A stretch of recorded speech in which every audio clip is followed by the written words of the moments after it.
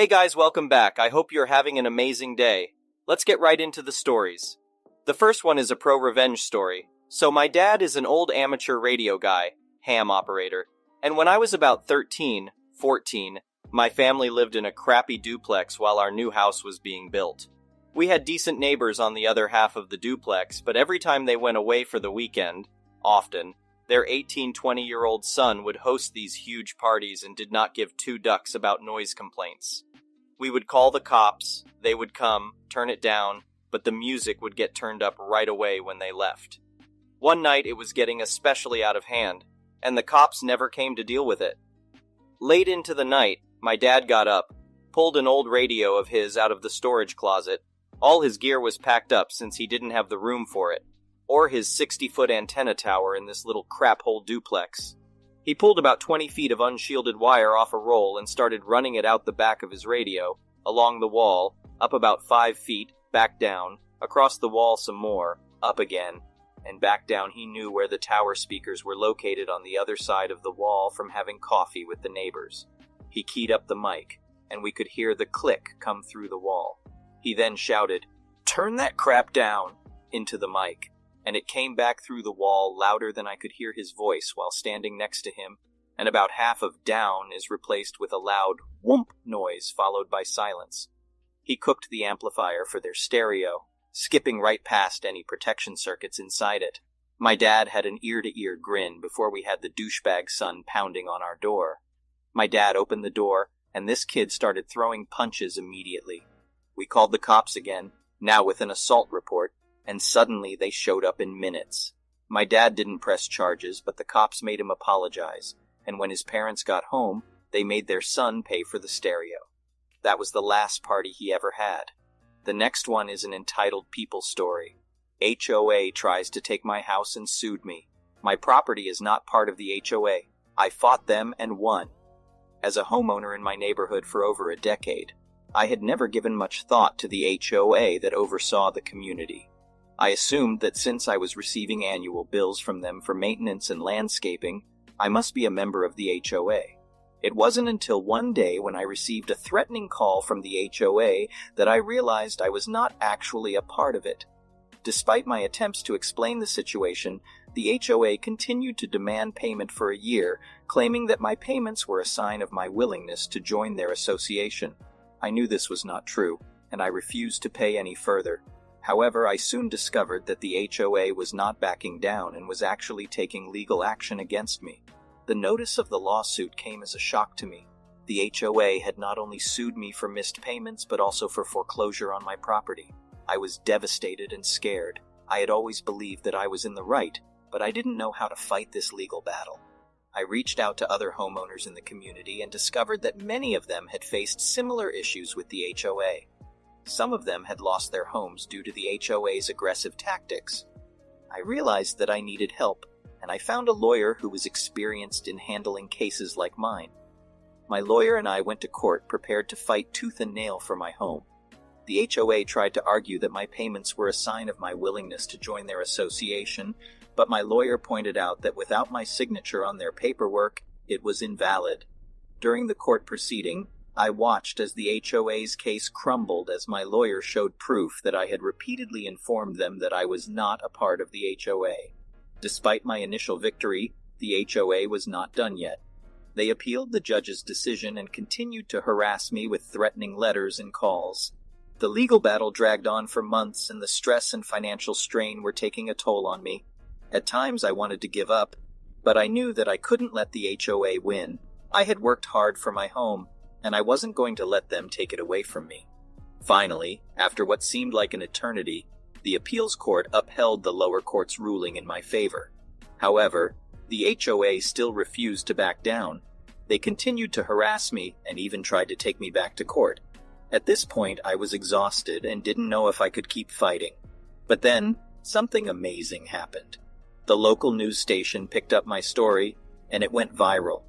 I was inundated with messages of support from people all over the country who had faced similar issues with their HOAs. The attention from the media and the public finally forced the HOA to back down. They issued a public apology and reimbursed me for all of the legal fees I had incurred. I was overjoyed and relieved. Finally, after a long and arduous battle, I could move on from this nightmare. Update. Since my victory over the HOA, I have become an advocate for homeowners' rights. I have started a nonprofit organization that helps homeowners who are facing similar issues with their HOAs. Our organization provides legal advice and support to those who need it, and pushes for clearer guidelines and regulations around HOA membership and billing practices. Thanks to the attention my story received, I have been invited to speak at conferences and events around the country to raise awareness of the issues that homeowners face with their HOAs. My victory has given me a new sense of purpose, and I am grateful for the opportunity to help others. In addition, I have continued to fight for stronger regulations around HOAs. I have met with local legislators and pushed for more transparency and accountability from these organizations. I have also worked with other advocacy groups to lobby for changes in state and federal laws that govern HOAs. One of the most rewarding aspects of my advocacy work has been the opportunity to help other homeowners who are going through the same struggles that I went through. I have met with dozens of people who were facing foreclosure and helped them to find legal representation and fight back against their HOAs. It's been incredibly fulfilling to see the positive impact that my story has had on so many others. In the end, I am grateful for the lessons I learned during my battle against the HOA. I now know how important it is to read every document carefully and to understand your rights as a homeowner. I hope that my story inspires others to stand up for themselves and fight back against injustice. As for the HOA that tried to take my home, I am happy to say that they have learned their lesson. They have changed their policies and now have a more transparent and fair system in place for homeowners.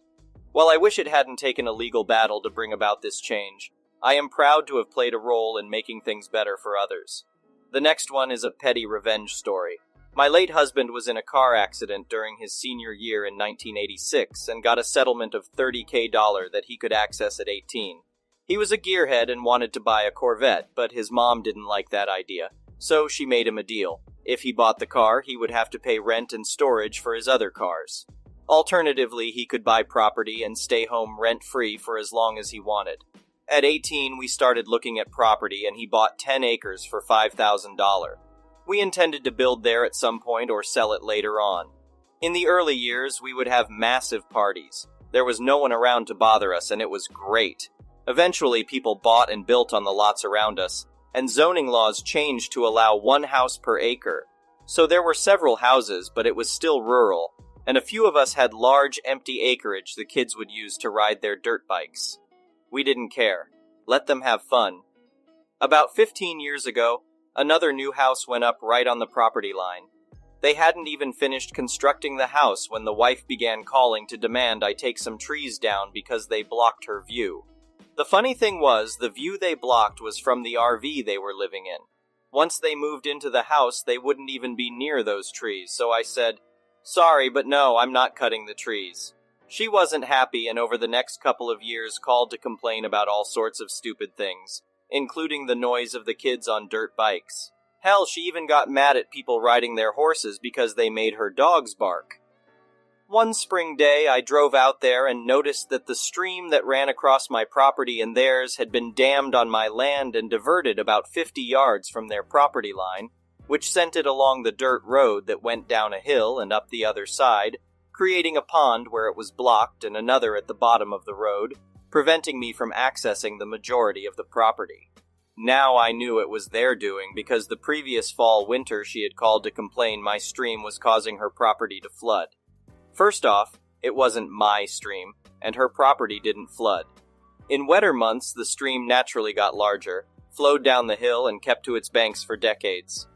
Their lot was originally heavily wooded, and they had cleared all of the trees. I could tell they had done a bunch of grading, so if they had water issues, that's their doing, not mine. Anyway, I went home and the following weekend we grabbed the small backhoe and a couple of friends to unblock the stream. We hadn't even unloaded it before we heard her screaming and the cops showed up. They were unsure if they should stop us because our state is pretty environmentally conscious, and there are strict wetland laws. The cops didn't know if we were rerouting the stream or if they had. I completely understand where they are coming from, and I knew this could happen, so not only did I bring pictures to show how the stream had been, but one of our friends was an official at the DOE. He was able to explain the law, and that we legally needed to put the stream back. We couldn't do much about the pond, except wait for it to dry out, but we sent the stream back down its original channel. Of course, when it got to their freshly graded land, it had no channel to follow, and it did flood their yard. Unfortunately for them, there happened to be that DEO official who felt it was his duty to issue them a citation for diverting and illegally altering the stream. They ended up having to put the stream bed back and revegetate with native plants and shrubs in a 25-foot buffer zone, which took away a portion of their yard, pay us damages, and got a huge fine. As the spring and summer progressed, the kids on dirt bikes discovered the pond. By this time it was 18 inches deep, and they were loving riding through it. So instead of just riding through there, they spent hours in that area, much to the annoyance of the neighbor. She called the police multiple times, but the kids would either be gone or say they had permission to be there. So the police called us and we said, "Yup, let them ride." Now we did have concerns about liability if they got hurt, but we liked pissing her off, so we took the risk. Not the best idea, and thank God no one ever did that we knew about. A couple of years go by, she has learned to text because we ignored her calls when she has something to complain about. I make my annual spring visit and notice there are 23 large cedar and fir trees cut down. 5 have been cut up, and a path leads directly to their very full woodshed. I was pissed. This isn't something I can just fix, and you don't mess with my trees. I called the police, and their excuse was that firewood was their sole source of heat, and they needed the wood. They cut down so many so it would dry out over the next couple of years. They got another no trespassing order, the stream one had expired, and charged with theft and vandalism. It took a couple of years, but they ended up having to pay $10,000 for each tree they cut down. So that was nice. Plus we sold 15 of the trees and made another $45,000. They were pissed, to say the least. Life goes on, and we still got texts every time she heard a dirt bike, horse goes by, or whatever irritated her on any given day. We started having summer campout parties over the next few years, and she always called the police or fire department. Of course, we never got cited because we are not stupid and didn't break any laws. Sadly, my husband died suddenly, and eventually I decided it was time to sell because I wasn't going to build a house there. So I listed the property for $1 million, which was the market rate at the time. Remember, it was 10 acres and you can build 1 house per acre. Of course, anytime people went out there, she would flag them down and tell them it flooded and all sorts of nonsense. She didn't want anyone to build or be there. I should have renewed the second trespass order, but it expired right around the time my husband passed, and it just wasn't important at that moment. Developers were not bothered, and we did get a few offers under ask I was happy with, but I really wanted to sell it to an individual who wanted to build a single home, just being stupid and sentimental. My agent wasn't happy, but understood LOL. One day he calls me with an offer that is much less than any of the others, and they wanted to do an owner-carried contract for 3 years with a balloon payment to pay me off at the end of the 3 years. It's a couple who wanted to meet me out there. I didn't have anything going on the upcoming Saturday, so I said I would meet them with the understanding that I really wasn't interested in carrying the contract, and the price was too low. We figured they were hoping to change my mind, and we were hoping they would come in with a better offer, LOL. They got there before me, and when I arrived, the woman was there telling them how bad the property is. I parked on the main road and was walking in, so none of them even knew I was there. As I approached, 2 little kids came flying up on dirt bikes. She came unglued, grabbed a rock, and threw it at them. Came nowhere close to hitting them. The guy immediately starts yelling at her and tells her to get the duck out of there. It scares her, and she left. He sees me and begins to apologize, but I stopped that and thanked him. We start talking, and he explained part of the reason they wanted this specific property was that they had 2 young boys who rode motocross, and he loved the trails. Plus, he wanted to build a track for them. When he showed me where, I knew he was my buyer. I took a $250,000 loss on the sale and carried that contract just to spite that woman. While that is a huge sum, remember we paid $5,000 for it and got almost $300,000 for the trees and another $20,000 for the nonsense with the stream, plus enjoyed the property for almost 30 years, and I got the interest on the contract and the balloon payment, so it wasn't like we really lost out. Plus, knowing the woman was going to be miserable for years to come, you just can't put a price on that. I sold it 6 years ago, and I still go out a couple of times a year just to check it out. They have built a beautiful house at the farthest point from the woman, and there is a huge track up by her place. She still sends me nasty texts, and I should probably block her, but it makes me smile each time, knowing she is still pissed. Well worth the loss, and I know my late husband would approve. He always knew I was a petty idiot. The next one is an entitled people story. Okay, this needs a whole history of context. My sister, 56F, and I, 48F, have always had a rocky relationship. Her husband, 61M, and my husband, 50M, are brothers, so we've always had that distinct closeness. Due to poverty, I only graduated from a 2-year course. My husband is the successful one in the whole family, basically. He graduated from college with a Bachelor of Science in Marine Engineering degree and is now a chief engineer. He works overseas while I manage a small store at home. Meanwhile, my sister and her husband didn't graduate. Their source of income has always been from selling fruit shakes in front of schools. It wasn't a steady income, but their daily needs were still met. Since my husband and I have the capacity to help, I've asked him to help my relatives. He agreed, and now we've financed the education of more than 10 people, relatives, neighbors' children, people we hire as help. Aside from that, we've also helped my sister's family with everything we can, even on demand. Back in 1999, I was pregnant with my first child.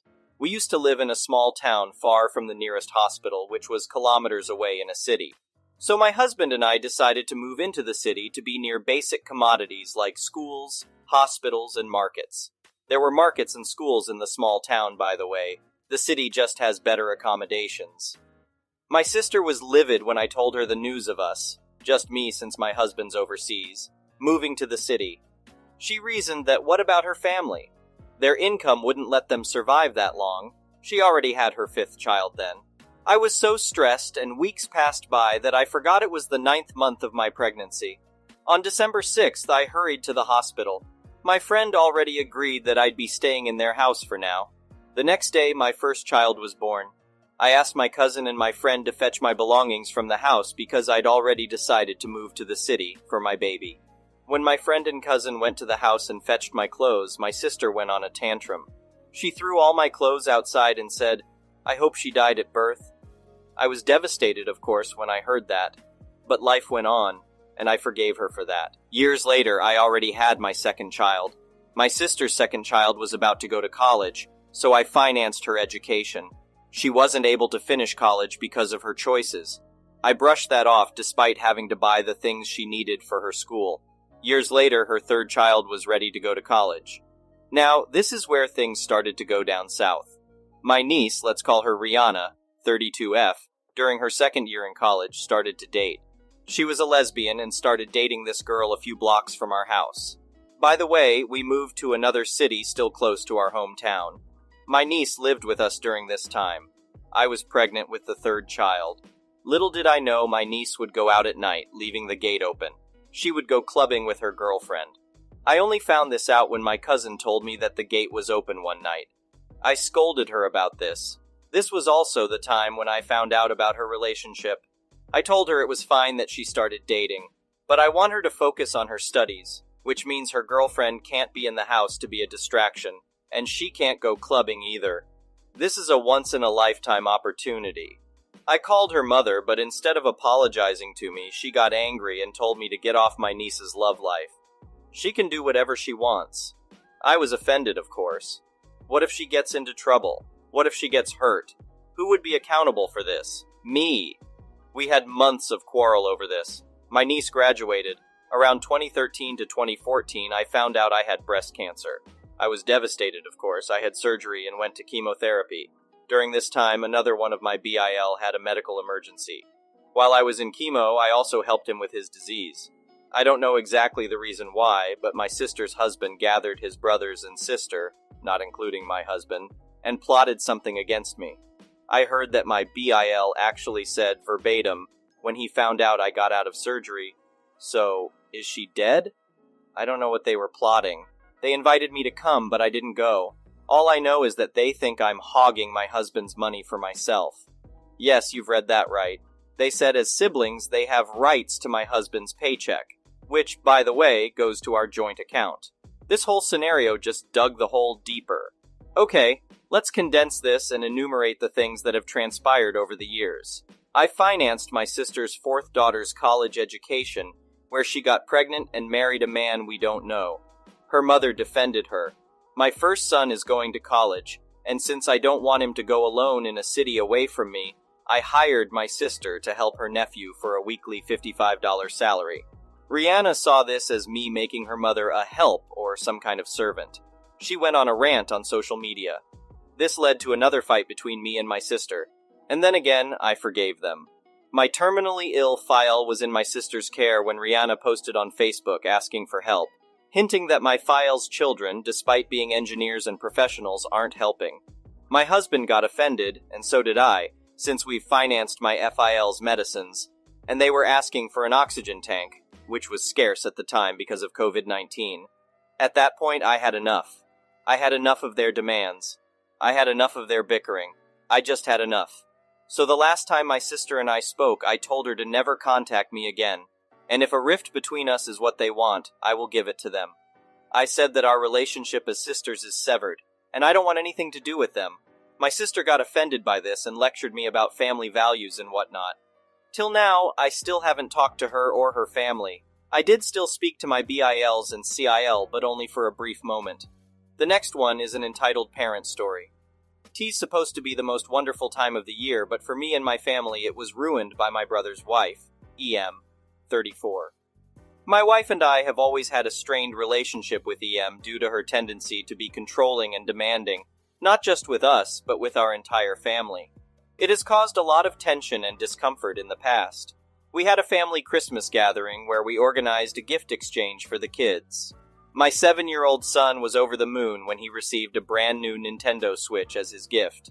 He was so excited to play it, but EM saw the gift and immediately decided that her child, EK, an 8-year-old, deserved the console more than my son, stating that she couldn't afford to buy such an expensive gift for EK during the holiday season. EM proceeded to try to take the Nintendo Switch away from my son, right in front of the Christmas tree, even though it was clearly labeled with my son's name. She was insisting and causing a scene, accusing me of being a bad parent because she wasn't able to afford such a nice gift for her son and we should give him one instead. Despite other family members' attempts to reason with her and make her understand that her actions were wrong, she refused to listen and kept trying to take the gift away from my son. My son began crying and screaming, but she didn't care. All this happened in about 2 minutes before EM stormed off screaming about how everyone hates her and how she is better off without us. It was a terrible experience watching my son's excitement turn into disappointment and tears. The entitled behavior of EM not only ruined the gift opening moment, but also the entire Christmas gathering for all of us. Family members expressed their disappointment and disapproval of her actions, but she didn't care. And it seemed like all that mattered to her was getting what she wanted, no matter the cost. Her actions only served to further damage the already strained relationship between her and our family, proving that her selfish behavior knows no bounds, and that she can't even keep her entitlement in check during the holiday season. Our entire family has completely severed ties with her since Christmas, and despite her trying to reach out to apologize, I can't justify having her as a part of our life anymore. Our relationship was never great to begin with, and to me, this was the final straw. My son will always remember this Christmas as the one where his aunt tried to steal his gift. Thank you for watching. I would really appreciate it if you could like the video and subscribe to our channel if you haven't already.